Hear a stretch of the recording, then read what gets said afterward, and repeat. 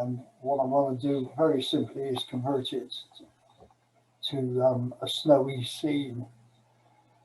The first part is to select the grass, and I go into select color range, bring the fuzziness down just a little bit. Um, the first part, this is your first choice of color. Um, when we click on that, if I go into the green and click on that, it will select a green, and if we bring that up, we can see what green it's picking up. And I want more than that, so I'm going to select the plus. Now I can keep clicking inside here, and it will pick up all the greens. So we were right the way in there. That's better. Okay, and reduce. We see the white is the selected part and the black is not selected. I'll reduce the fuzziness a little bit. Okay, that seems to be where I want to be, and say okay. I've now selected the greens. Control J will duplicate the selected part, and so now we see it on another layer.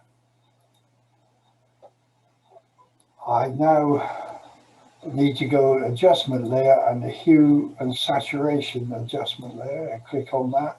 Important to clip it to the layer below so that any adjustments made now will only be made to the green grass. I'm going to select, at the moment we've got a white border around the layer mask, and I need, which means it's active, and I need to select the adjuster. And very simply reduce the saturation completely so that the green grass now becomes monochromatic, and increase the lightness. And there's our instance now. It's going to do that again. Select the background, select a color range, and this time I'm going to pick out some of the road. Whoops, plus. There we go.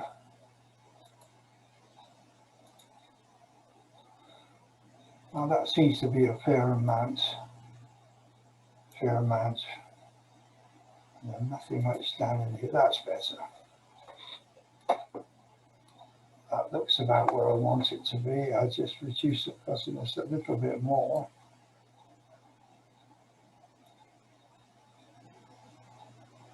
Don't seem to have that shadow in there. Just click on that. That's better.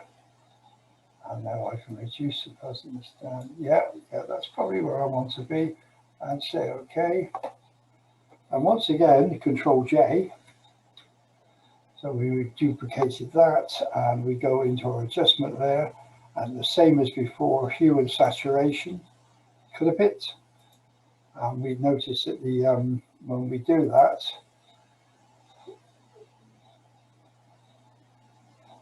the mask sort of jumps over to the right. So just a quick glance tells you you're in the right place. And we've also got this little arrow going down now, which tells us that we're working only on the layer below.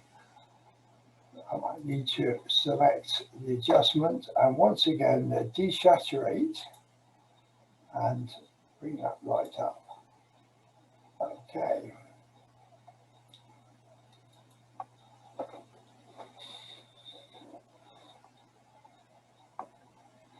And we've got the we can now reduce the opacity to suit, not too much. 85, that seems to be where I want to be. and also on this one, bring that down a little bit.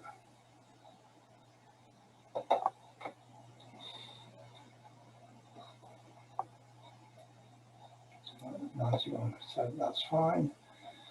And if we select these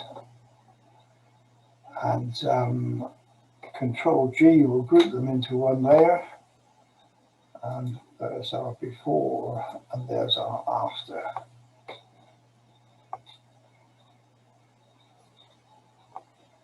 That's it really.